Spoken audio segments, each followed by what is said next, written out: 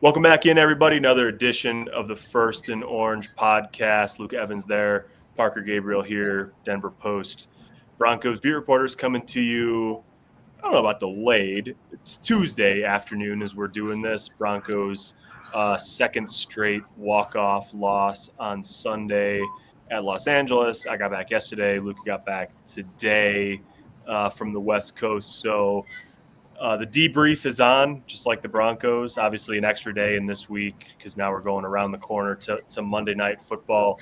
So, Luca, with a little chance to digest, what is the thing that you keep when you think about this game on Sunday? What's the first thing you think about at this point? I think it's like this, just all it's one congealed mass of problems at this point. I think the natural thing is like you obviously go to Bo, and you look back at it.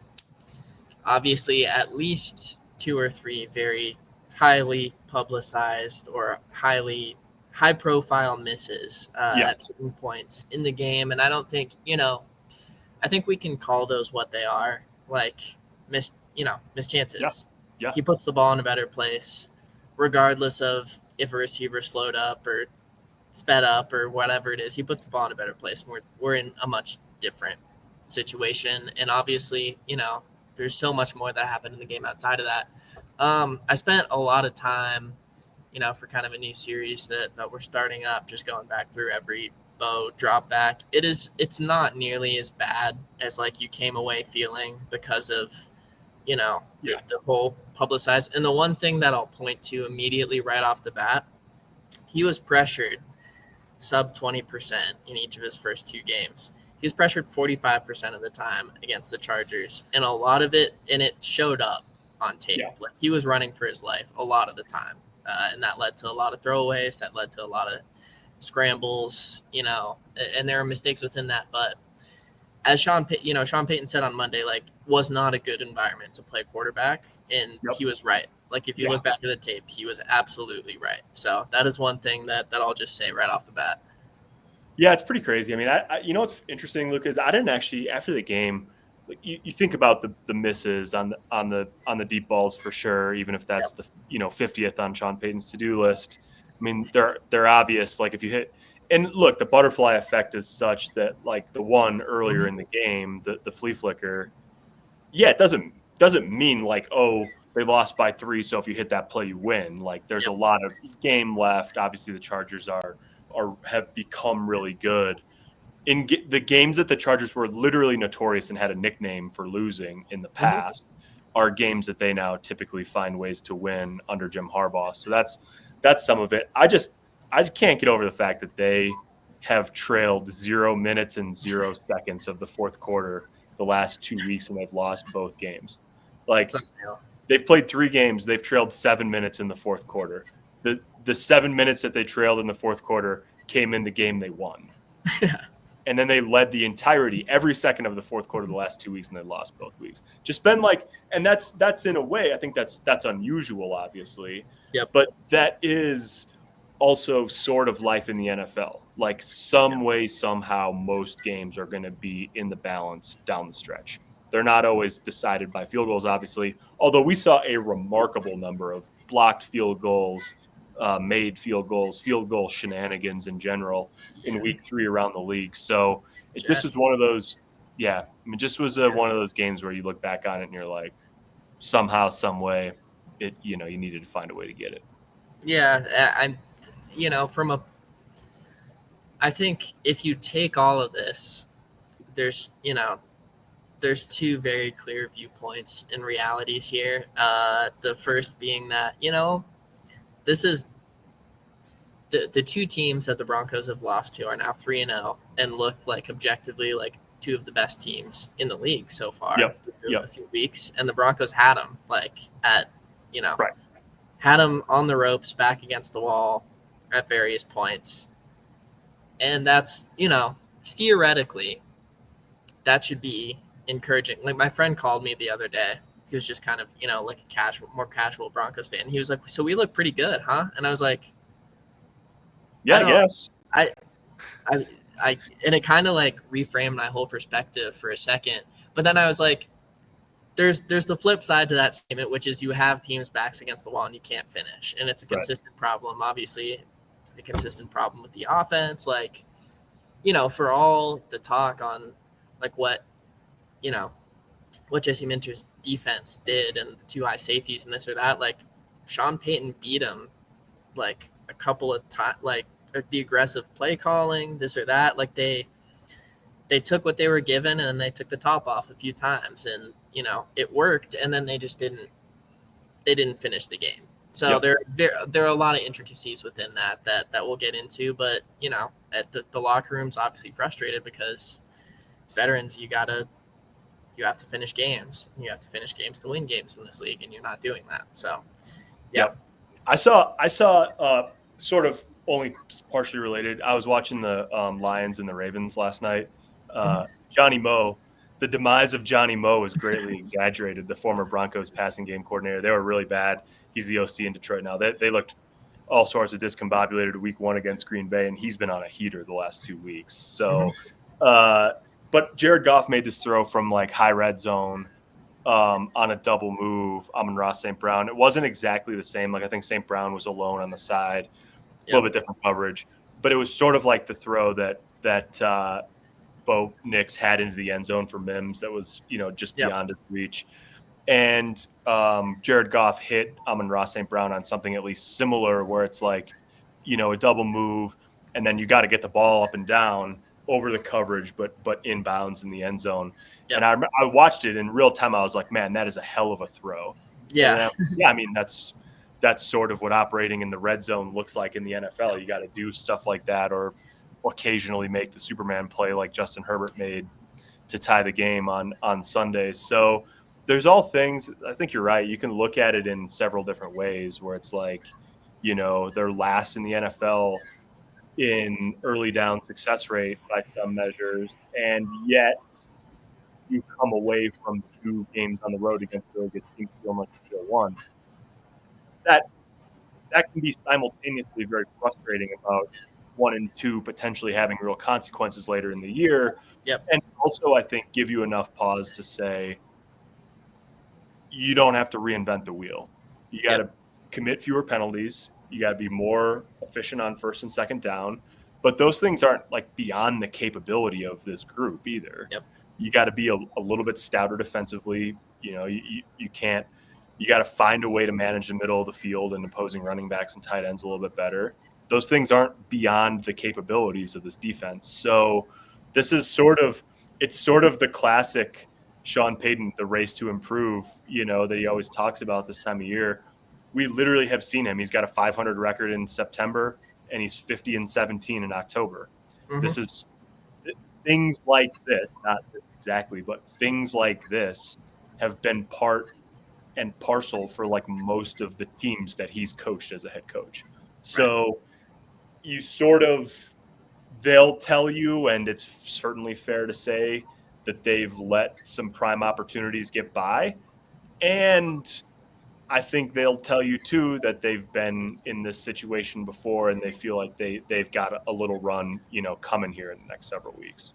Right. Yeah. And I think to your point, I think one thing that we can touch on, you mentioned the middle of the field. I think it's a problem for the Broncos on both sides of the ball right now. Yeah. And like a fairly consistent theme. I mean, we know Drake Greenlaw right now is on IR. Obviously happened this weekend. You're not going to get him back at least till week 7 against the Giants.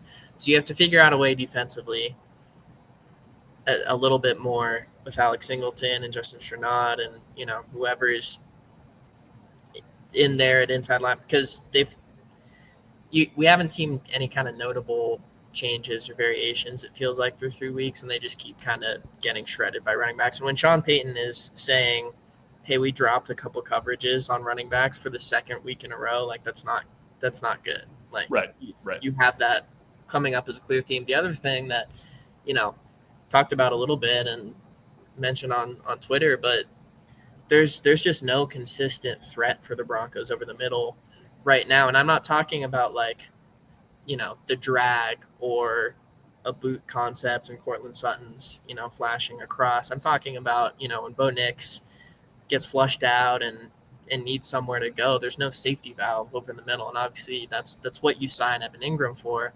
It's what you hope for, but there's no 10-yard dig. There's no kind of consistent guy who's able to do that over the middle. And Parker, you pointed out yesterday, but like that was Devon Vele a little bit last year for Denver. You trade him away, and there's no replacement for it right now with Evan Ingram out. We'll obviously see his status. And so I think, you could look to certainly Pat Bryant a little bit more to get more time. Troy Franklin had a few opportunities that just didn't connect, again, kind of over the middle, but that's definitely an area just on both sides of the ball that I think the Broncos have to do a better job of commanding, or they're not going to win as many games as they want to. Yeah, for sure. And they haven't really, their running backs have some catches, but they haven't made the impact I think you're expecting so far in the passing game. And I believe there was a couple of, we saw just hints of the RJ Harvey option route. There was one of them where that was a designed I think there's 3 or 4 receivers, maybe one tight end. They go up and they block deep. Yeah. And RJ Harvey comes and runs a little, in breaker option route. So you're seeing a little bit of that. Yep. Maybe it's something that Sean Payton thinks is a solution, or maybe an implementation going forward. But the RJ Harvey usage is, in and of its own right, an interesting and confusing topic so far. Yeah, definitely. So it's sort of like, I feel like it's a little bit of a mix of all of it. Like they need to get Evan Ingram ramped up when he's back from this back injury. They I think Pat Bryant is a good option. Yeah. He's shown signs of sort of being, a middle of the field operator. He's not afraid of traffic. He's certainly not afraid of contact. So all of that, and then the running backs help. The running backs in the passing game, when you do it effectively, and frankly, when J.K. Dobbins just made a hell of a play on the touchdown. It ended up being a rush because it was a lateral, but he makes a one-handed catch, stops himself along the sideline, and then stiff arms the defender. Like that's great that you have a running back to do that. What you obviously want is to get those guys the ball in their hands in a little bit better rhythm than that, because they're both capable, obviously, of making plays in the open field. So it's not just one thing, I think, is the bottom line. It's sort of an amalgamation of things that will help them be a little bit better in the middle of the field. And frankly, that has the possibility to help them be better on early downs, because they're looking over the edge of the double black diamonds every single time on third down, right? It's like, don't fall or you'll die when you're on 3rd and 13 consistently. So that's all. Like I said, I don't think it's as far away as it sometimes looks, but simultaneously, you just cannot go. It's sort of amazing, Luca. Like every time I think about this game, your mind goes back and forth. Like you should not have been in the game going 2 of 13 on third down, having the ball for only 23 minutes, averaging 10 yards, 11 yards that you need to get on third down, going 3 and out 7 times in 11 possessions. None of these things add up to being a competitive game with a really good team, and yet there they were leading for the entire fourth quarter. Yeah, you can really go into the weeds of this. They averaged, if you take out the Dobbins 41-yarder at the start of the second half and a Bo Nix kneel down, and they averaged, I think, 2.2 yards a play on first down. Right. And then you combine that with 2 of 13 on third down. It doesn't make sense how they were in this game statistically from that perspective. The theme, obviously, in week 3, if you're looking at positives, I mean, the pass rush really carried them for most of the game, realistically. Defense overall was fantastic, and I think really just kind of wore down at the end because they were on the turf so much.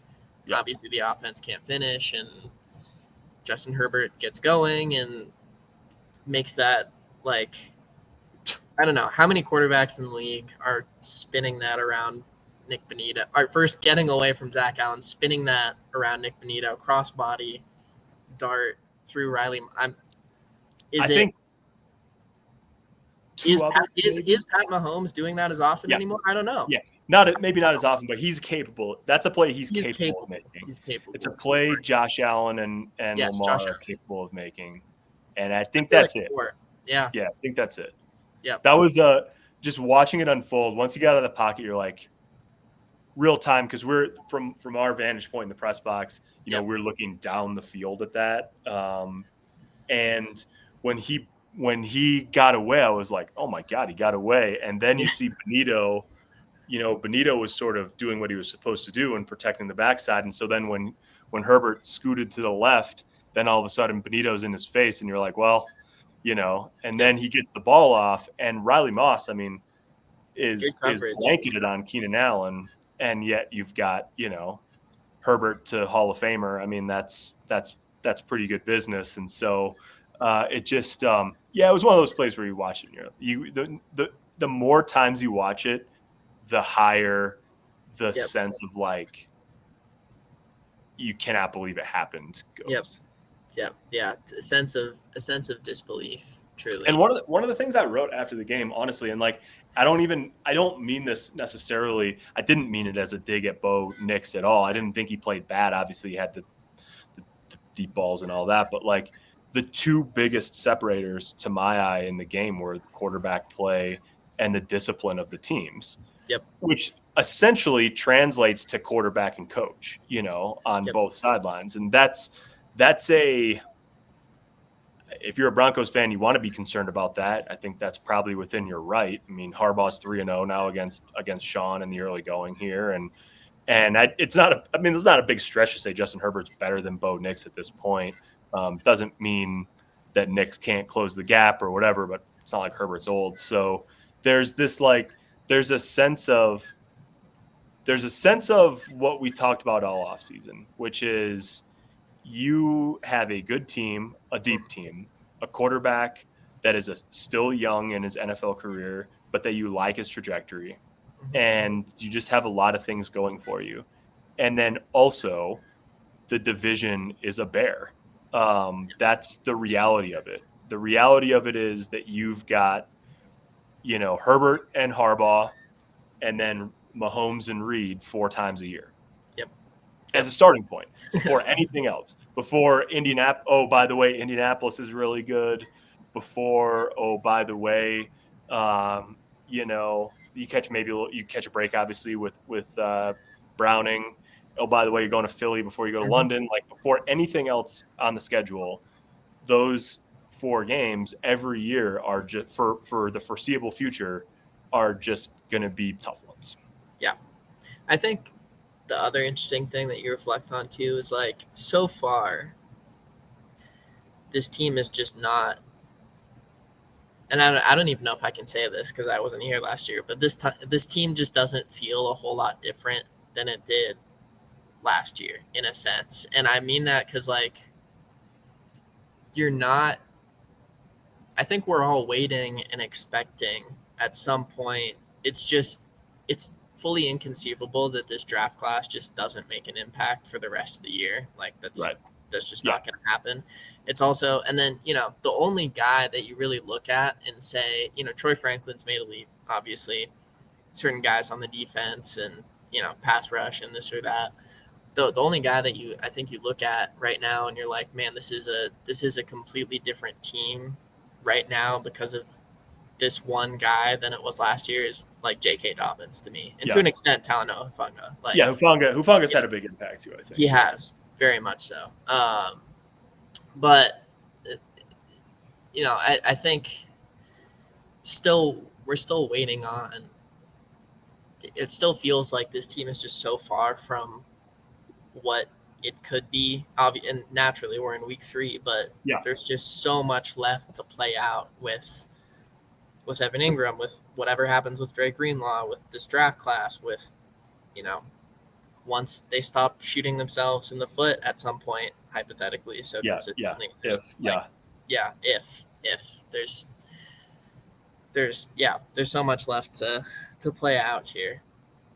Yeah, definitely. And I think it's interesting because, you I think want Dobbins to not have to carry a super heavy load over the course of the season because he's never played since his rookie year when he got hurt 15 games in, or in the 15th game. He's never played more than 13 games. So all along you've said like you want, maybe he's your lead guy early and you want Harvey to come along and take some of that and keep both guys fresh over the course of the year.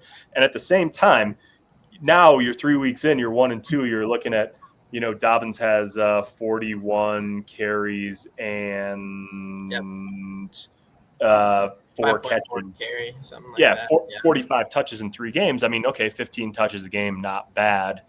You're now you sit there and you're doing the math and you're like, should he have 5 more touches a game, right? Like that's sort of the natural inclination is suddenly to be like, well, he's 9th in the NFL in rushing, he's averaging 5.4 a carry, give him the ball more. Mm-hmm. And that is the natural reaction when you have some struggle offensively, when there's this bigger picture rational part of you that is saying you want him available in week 18 too. Yeah. So there's always this tug and pull. And one of the things I'm interested in, I don't think we're in the danger zone or they're in the danger zone on this yet. But I think it's worth at least considering over the next few weeks. They're trying not to play their front 7 too much because they're trying to preserve them for later in the season. They're being careful with Dre Greenlaw. Now he's on IR. And the point all along has been, we want him healthy now, but we want him healthy down the stretch. Evan Ingram, same thing. Dobbins, same thing. And depending on how the next couple of weeks go, say 4 weeks go, you're either going to say, hey, that looks pretty smart. They're catching their stride mid-season. These guys are getting healthy. Look out. Or you're going to say, what was the point of trying to keep all these guys healthy for the stretch run, because now you're 3-5 or whatever it is, That I think is in play a little bit more than during camp, when you would have sort of said like, yeah, that makes sense. Let's, you're going to try to keep them healthy, for this, not, maybe slow play some guys early in the season. That gets harder and harder to do when you don't get off to a fast start. Yeah, absolutely. Yeah. And I think, I think when you look at kind of the next couple of weeks, like I think Monday night's just important in terms of stakes at this point, because you really should win that game. And if you lose that game, then the sense of urgency just goes through the roof. You're 1-3 and this or that. But when you look at, for a tiny micro decision, starting off the game, giving the ball largely to RJ Harvey is, instead of J.K. Dobbins, trying to design certain things for him. In the moment, you're like, J.K. Dobbins is maybe the best part of the Broncos offense right now. Why are we,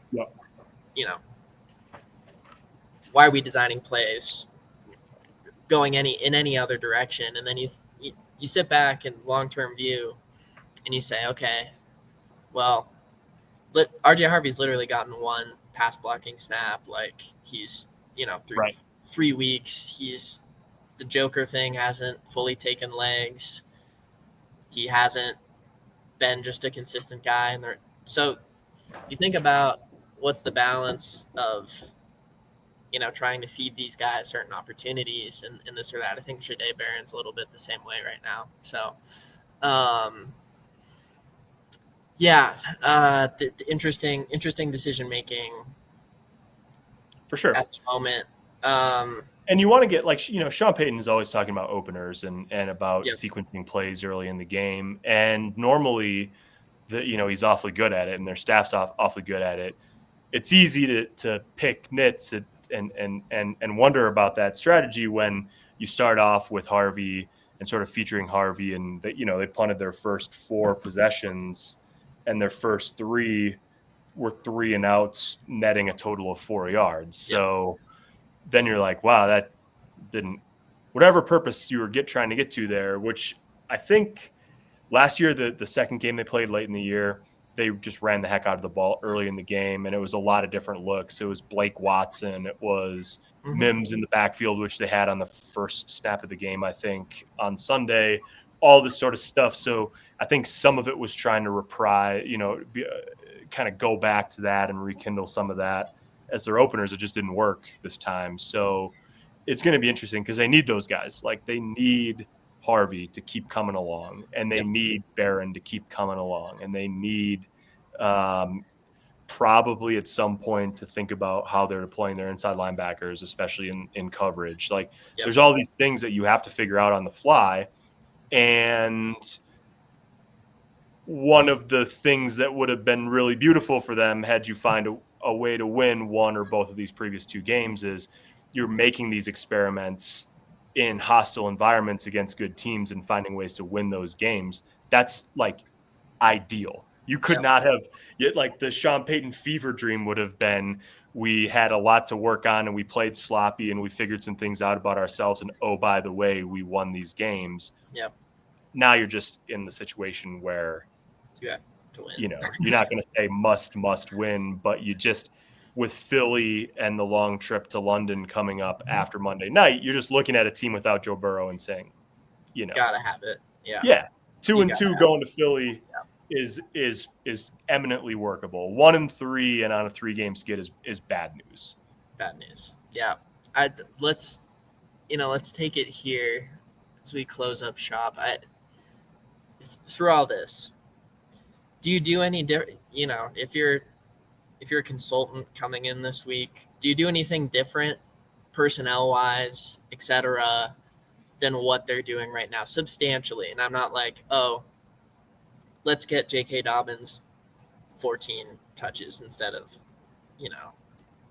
or 14 carries instead of 11. Yeah. Do you make any fairly substantial shifts or changes? I don't really think so, honestly. I don't. I think agree. some of it is there's tweaks maybe, but I don't honestly, like, Jaleel McLaughlin is a great dude and he's a good player and I think he'll play at some point this year. Maybe they'll look at it and say we need a little more juice and go to him, but I don't look at it and say, boy, if they just swapped Tyler Bidet for Jaleel McLaughlin, their offensive woes will be solved. It's not really the roles. That's not really how they've played those roles.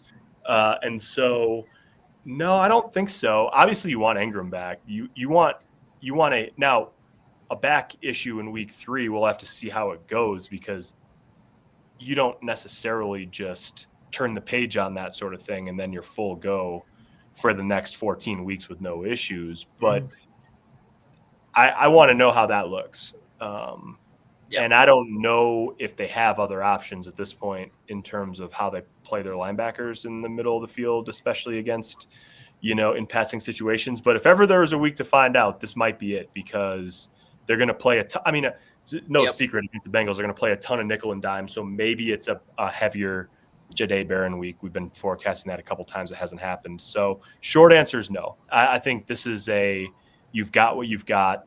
You've got to figure out a way to play better with it. If I'm the consultant coming in, I'm looking at them and saying, hey guys, look at what your good friend Johnny Moe did against Baltimore. You know what they did? They ran the hell out of the ball.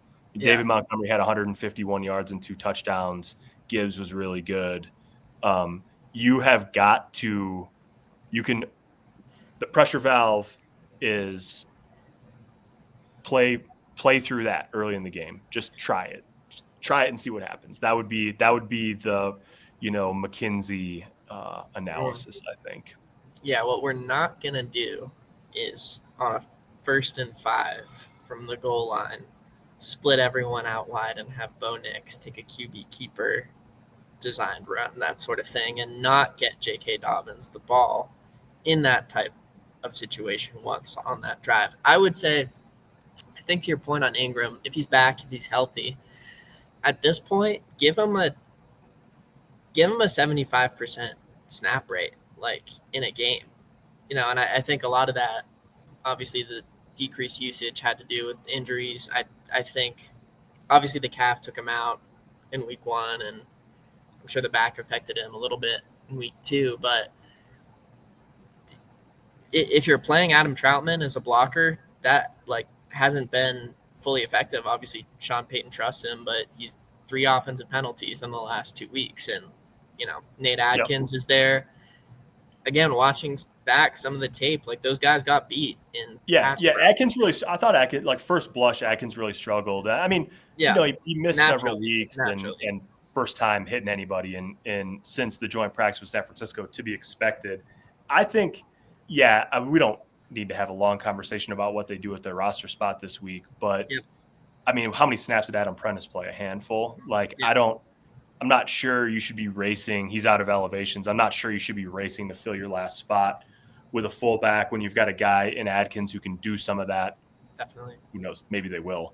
But yeah, it seems more like tweaks with the guys they've got rather than saying we've got this, 3 guys rotting on the bench. That just really doesn't happen much in the NFL. Yeah, Joe Lombardi said in camp that Ingram had been focused a lot on his blocking, and of course you're going to run 2 tight end sets and this or that, but I just think you should leave him on the field and see what happens and give Bo Nix just a guy who's consistently there when you need him. And to that vein, I think – I don't know if it's this week. I don't know when. I think Pat Bryant has played himself into more snaps, at least just with what you imagine he could do. And then also, like, he's already one of the best run-blocking receivers that they have. Like, he was out there on Dobbins' line.